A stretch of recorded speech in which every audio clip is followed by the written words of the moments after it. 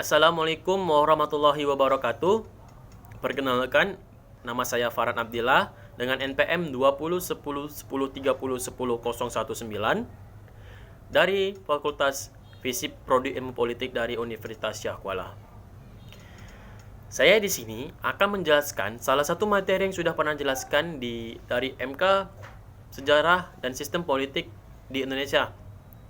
Materi yang akan saya jelaskan secara singkat yaitu adalah tentang sistem politik yang pernah dianut oleh Indonesia. Ada berapa sih sistem-sistem politik Indonesia? Sistem politik di Indonesia itu yang pernah dianut ada 5. Yang secara perubahan sistem politik Indonesia yang berubah-ubah.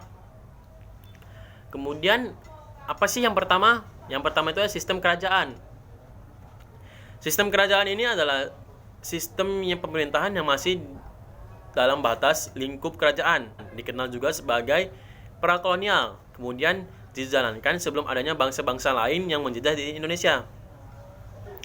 Terus mayoritas kerajaan ini juga beragama mulai dari Hindu, Buddha, hingga Islam. Nah, menggunakan sistem kerajaan ini menggunakan sistem strategi kepemimpinan secara vertikal. Jadi dia secara langsung dari atasan ke bawahan seperti itu. Kemudian yang kedua itu ada masa kolonial. Datangnya bangsa asing ke Indonesia untuk melakukan penjajahan. Jadi awalnya itu bangsa asing itu datang ke Indonesia untuk menjajah. Itulah awal mulanya masa kolonial. Terus memberikan banyak perubahan dalam aspek politik seperti itu. Tujuannya juga bukan hanya untuk berdagang, karena kan tujuan awal menjajah di sini ingin berdagang, mencari rempah-rempah, tetapi bukan hanya itu saja tujuan mereka, yaitu juga untuk melainkan menduduki dan menguasai bangsa Indonesia. Juga tak lagi menjalankan sistem secara vertikal seperti yang di sistem kerajaan tadi. Kemudian yang ketiga ada demokrasi liberal, dikenal sebagai politik demokrasi bebas. Para aparat mulai loyal kepada bawahannya. Aparat atasan mulai loyal kepada bawahannya seperti itu. Terus memungkinkan semua tuntutan dijalankan dengan bebas dan didengarkan oleh negara. Tuntutan-tuntutan mereka itu mempunyai kemungkinan untuk didengarkan oleh negara seperti itu. Kemudian yang 4, masa demokrasi terpimpin. Masa ini ada banyak batasan-batasan dibuat dari tahun 1959 hingga 1965. Semua hal dikuasai oleh militer. Dan juga keterlibatannya sangat kuat, bahkan sulit akan ditembus. Dan yang kelima, yang terakhir itu ada masa demokrasi Pancasila. Mulai terjadinya banyak perubahan berbagai aspek mulai diperhatikan oleh negara.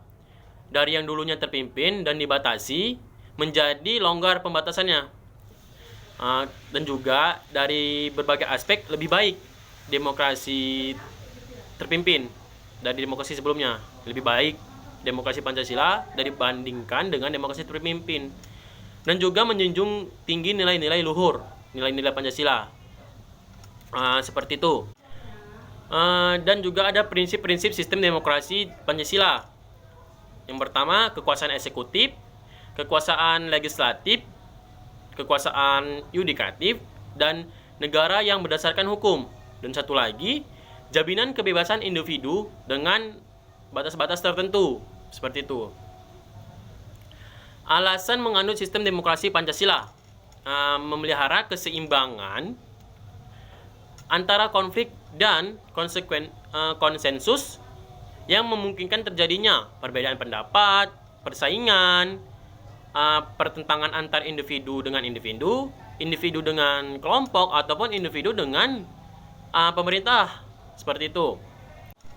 Kemudian, hak-hak warga negara Indonesia di bidang politik. Warga negara itu mempunyai beberapa hak, yaitu hak untuk dipilih sebagai menjadi badan eksekutif ataupun anggota legislatif, hak untuk memilih anggota legislatif dan eksekutif, hak untuk menyampaikan pendapat, hak untuk berorganisasi, hak untuk tidak memilih, dan juga hak untuk mendirikan partai politik. Jadi warga negara Indonesia itu mempunyai hak untuk mendirikan partai politik, seperti itu. Kewajiban warga negara Indonesia di bidang politik: ikut berpartisipasi dalam pemilihan umum, ikut mengkritik dan membangun roda pemerintahan. Jadi kita ikut mengkritik agar roda pemerintahan ini menjadi lebih baik lagi, seperti itu.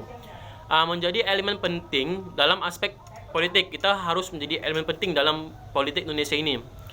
Kemudian berkewajiban mengikuti politik praktis.